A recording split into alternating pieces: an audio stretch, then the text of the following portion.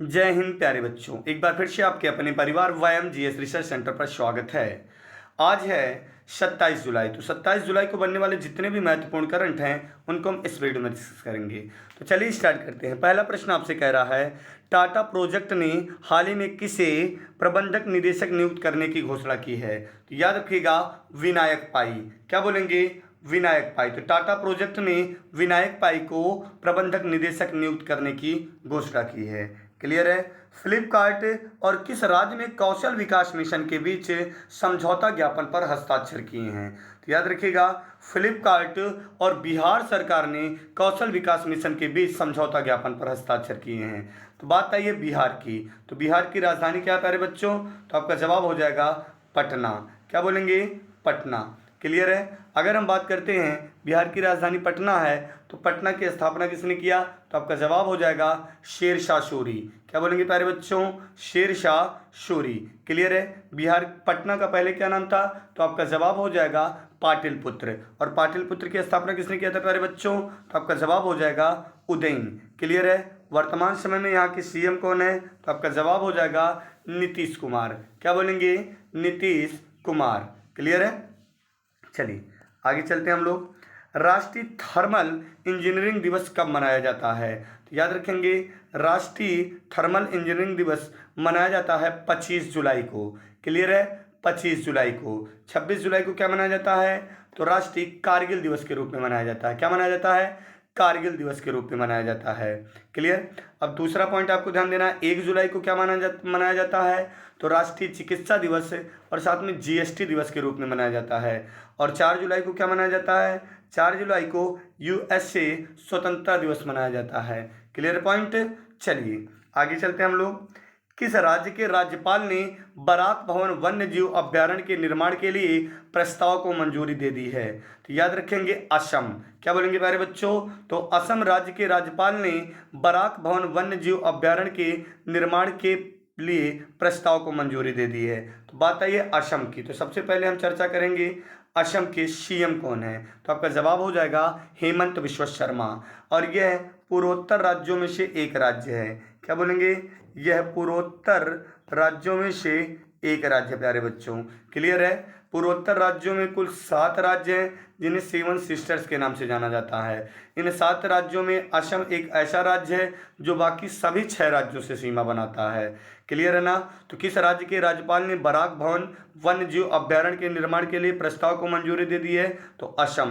Clear है? एक सींग वाला गैंडा कहाँ पर पाया जाता है? तो आपका जवाब हो जाएगा असम में। क्लियर है ना? याद रहेगा आप सभी को। और बात करते हैं असम के राज्यपाल का, तो जगदीश मुखी। क्या नाम है? जगदीश मुखी। ब्रह्मपुत्र नदी को असम में किस नाम से जाना जाता है? तो आपका जवाब हो जाएगा दिहांग। क्लियर है प्यारे बच्चों?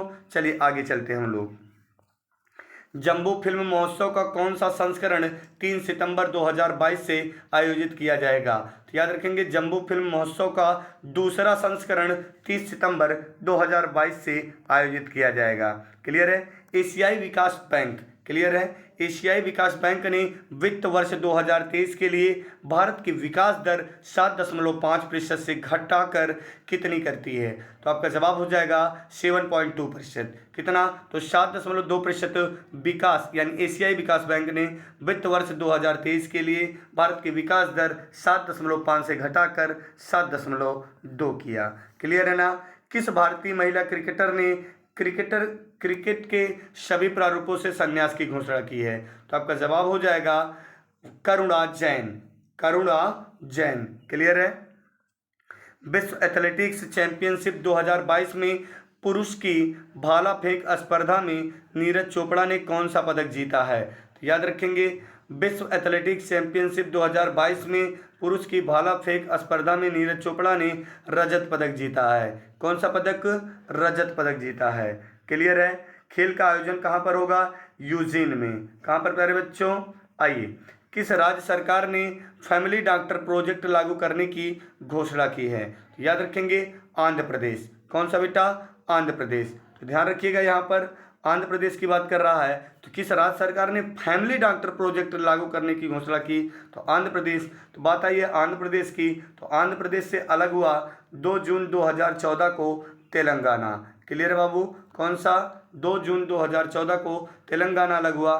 भाषाई आधार पर अलग होने वाला पहला राज्य आंध्र प्रदेश था। कब अलग हुआ था?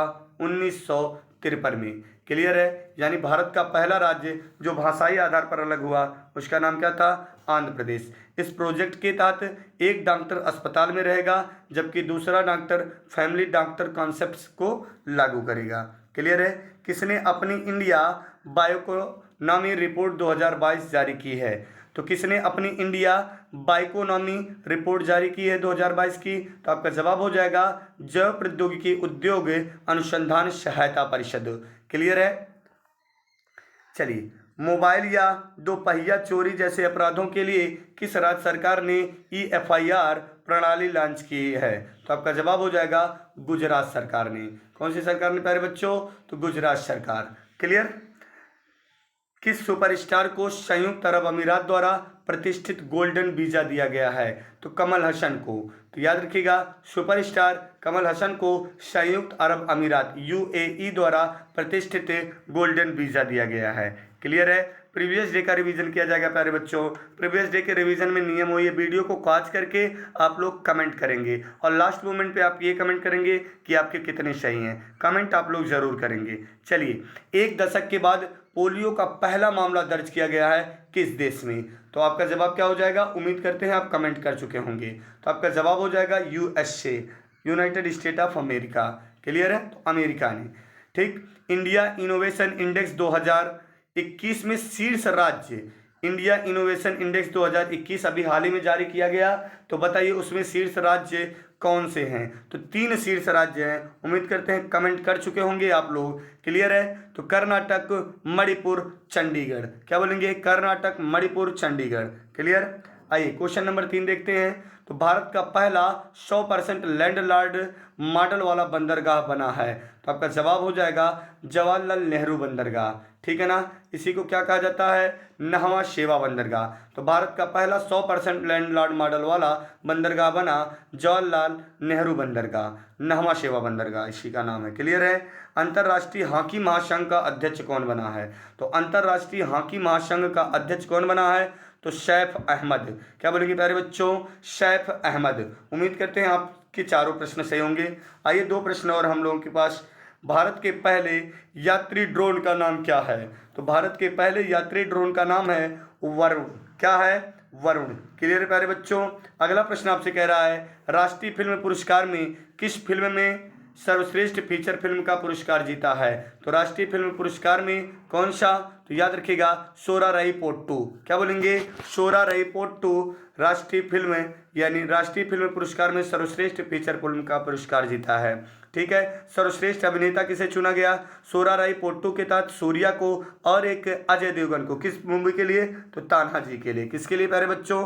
तान्हा जी के लिए। क्लियर है। सर्वश्रेष्ठ अभिनेत्री कौन? तो अर्पणा बाल मुरली। आज का सेशन यहीं पे समाप्त करते हैं। जय हिंद दोस्तों।